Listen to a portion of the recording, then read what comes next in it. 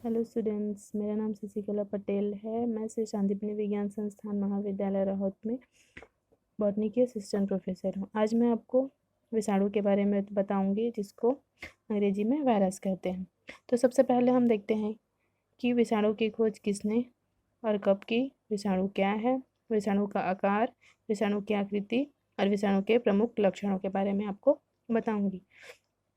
तो इसमें हम देखते हैं वायरस। तो विषाणु की खोज रूसी वैज्ञानिक इवानोस्की सन 1892 ईस्वी में की थी। इन्होंने तंबाकू की पत्ती में चितेरी रोग की खोज के समय उन्होंने देखा कि ये जो तंबाकू की पत्तियां होती हैं, उनके ऊपर जो चितकबरा रोग होता है, कि ये चितकबरा रोग क्यों होता है, किन कारणों से होता है, इसी की खोज के समय यहाँ खोज की।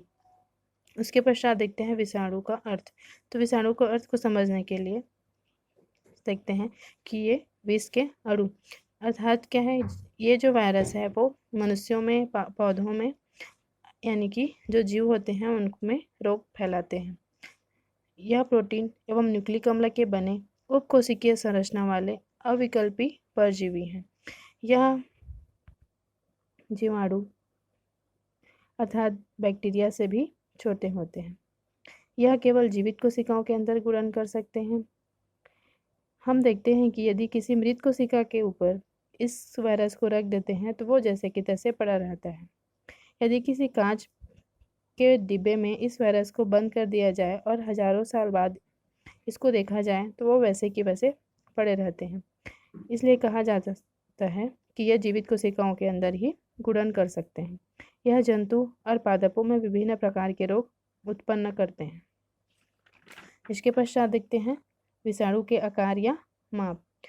तो विभिन्न प्रकार के वायरसों की माप में काफ़ी विभिन्नता है, अर्थात काफ़ी अलग अलग साइज में ये पाए जाते हैं।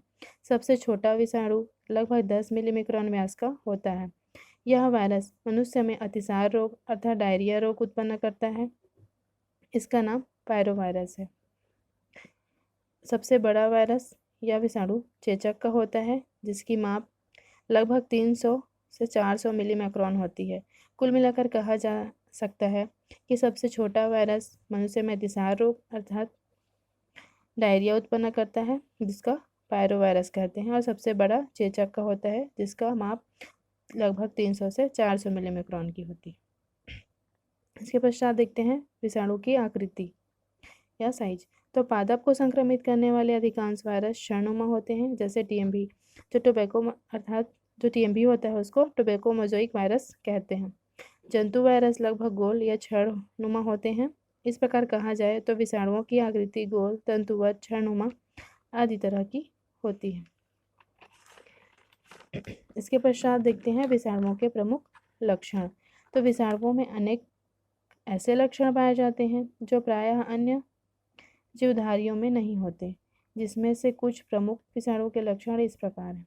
पहला, विषाणुओं में कोशिकीय संगठन नहीं पाया जाता, अर्थात देखा जाए तो जो वायरस होते हैं उनमें केमिकल कंपोजिशंस की क्रिया जो है वो नहीं होती है। दूसरा, विषाणुओं को केवल इलेक्ट्रॉन सूक्ष्मदर्शी के द्वारा ही देखा जा सकता है, क्योंकि जो वायरस होते हैं वो बैक्टीरिया से अत्यंत सूक्ष्म होते हैं, इसलिए जो वायरस है इसको इलेक्ट्रॉन सूक्ष्मदर्शी के द्वारा ही देखते हैं।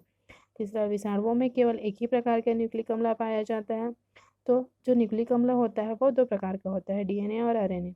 तो जो वायरस होते हैं उनमें केवल एक ही प्रकार का पाया जाएगा, या तो डीएनए होगा या तो आरएनए। चौथा, वायरस सदैव अविकल्पी अंतःकोशिकीय परजीवी होते हैं। अविकल्पी का अर्थात है कि जो वायरस है वो अपने होस्ट पे ही अटैक करते हैं। जब अपने होस्ट पे अटैक करते हैं तो उनके जो सेल्स होते हैं उनको नष्ट कर देते हैं। उसके पश्चात अपना क्या है जो रोग फैलाते हैं। पांचवा, इनमें किसी प्रकार का एंजाइम नहीं पाया जाता है, मतलब जो वायरस होते हैं उनमें किसी भी प्रकार की मेटाबॉलिक जो क्रियाएं हैं वो नहीं होती हैं। छठवां, इन पर निम्न ताप, उच्च ताप, सूर्य के प्रकाश आदि का प्रभाव नहीं होता है। जो वायरस होते हैं उनमें जो टेम्परेचर की जो इफेक्ट होती है वो नहीं होती है।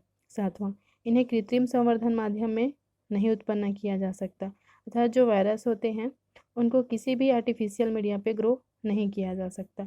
तो आज की वीडियो में बस इतना ही। आगे की वीडियो के लिए मेरे चैनल को सब्सक्राइब कीजिए, लाइक कीजिए एंड शेयर कीजिए। Thank you.